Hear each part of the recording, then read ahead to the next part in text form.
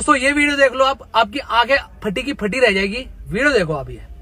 हिंदू महासभा राम जन्मभूमि का मुकदमा लड़ रहा था। यही लाल कृष्ण आडवाणी सहित भारतीय जनता पार्टी और आरएसएस के प्रमुख नेताओं ने हमारे नेताओं से संपर्क किया और उन्होंने कहा कि भाई साहब आप लोग इस तरीके से मुकदमे लड़ते रहेंगे, अगर आप कहें तो इसका हम राजनीतिकरण कर दें और अपनी सरकार बन जाएगी तो राम जन्मभूमि का मुकदमा ठीक ठाक हो जाएगा।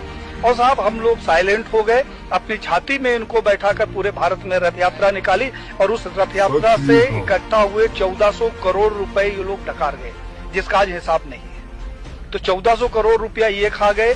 हिंदुत्व के नाम पर जो भी प्रखर नेता आगे आता है, कहने के लिए थोड़ा सा बुरी बात है लेकिन कहना जरूरी है। अशोक सिंघल जी को मैंने पत्र लिखा, हमने कहा 1400 करोड़ रुपया जो राम जन्मभूमि का इकट्ठा हुआ कहाँ गया।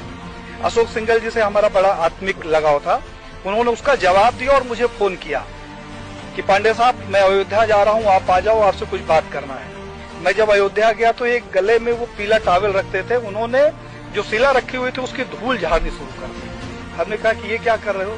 बोला पांडे जी मेरा अंतिम सपना है कि किसी तरीके से मेरे जिंदा रहते ये मंदिर का निर्माण हो जाए। साहब उन्होंने हमारी उनकी काफी गंभीर चर्चा हुई। उन्होंने कहा पांडे जी अभी नहीं तो कभी नहीं। तो हमने कहा क्या करोगे, आप लड़ तो सकते नहीं। बोले कि अब मोदी है और लड़ूंगा भी और विरोध भी करूंगा।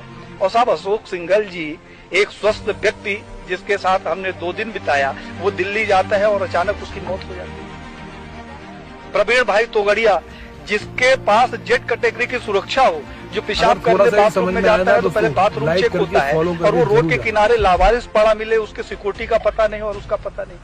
कमलेश तिवारी जिसकी सिक्योरिटी के लिए 24 गार्ड नियुक्त थे, हमारे पास उसके पत्र है साहब। और उस आदमी की हत्या हो जाती है और हत्या का कारण सिर्फ ये होता है कि उसकी सुरक्षा में कमी कर दी जाती है। तो बीजेपी के समय में मैंने ये देखा कि जितने हिंदूवादी प्रखर नेता हुए हैं उनकी एक एक करके हत्या कर दी गई।